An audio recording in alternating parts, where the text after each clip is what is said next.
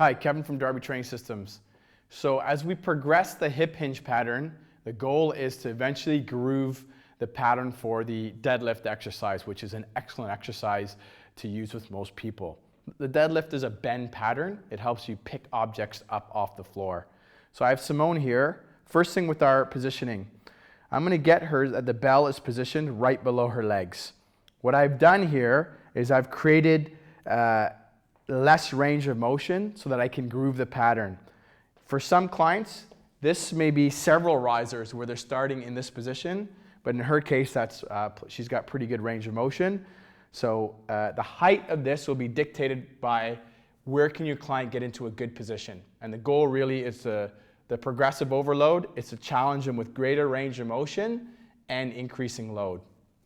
So the first thing, she's lined up. I'm going to get her to reach right down to the bell. The first thing before she puts her hands on the bell is she has to set her shoulders. So we do our scapular set, just a quick up, back, and down, and she's locked in a nice, firm, and stable position. Next thing I'm looking for is that she's got a neutral spine position and the core is braced. So I should feel, if I squeeze right in here, I can feel, oh, right, she's creating all kinds of tension.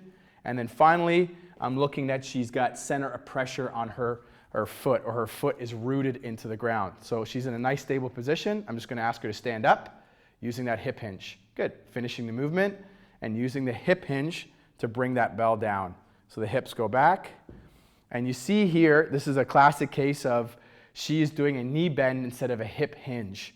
So it's a great coaching opportunity for us. So I'm going to have her let go of the bell. And from the position, you're going to have this happen with your clients on a regular basis. You're going to coach that person where they have soft knees and they're just going to hip hinge, hip hinge, hip hinge, hip hinge, hip hinge. Do you feel the tension on your hamstrings? Yes. Perfect. So that's a position that we would like her to use rather than the knee bend. So let's have her do 5 reps with that position. Just sliding down, hip hinge, hip hinge, hip hinge, hip hinge. Do you feel the tension in your hamstrings? Yes. Excellent. Hip hinge, hip hinge, hip hinge, hip hinge.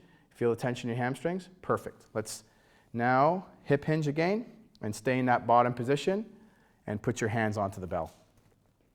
Let's do the up, back, and down with the shoulders. She's all set. The core is braced, center of pressure on her foot, and stand up. Perfect. Let's hip hinge to bring the bell back down. Beautiful. And then drive up. Perfect. Let's hip hinge to drive the bell down. Perfect. Hip hinge. And what I can do is using the dowel, I can give her a target that she can move her glutes back to touch each time.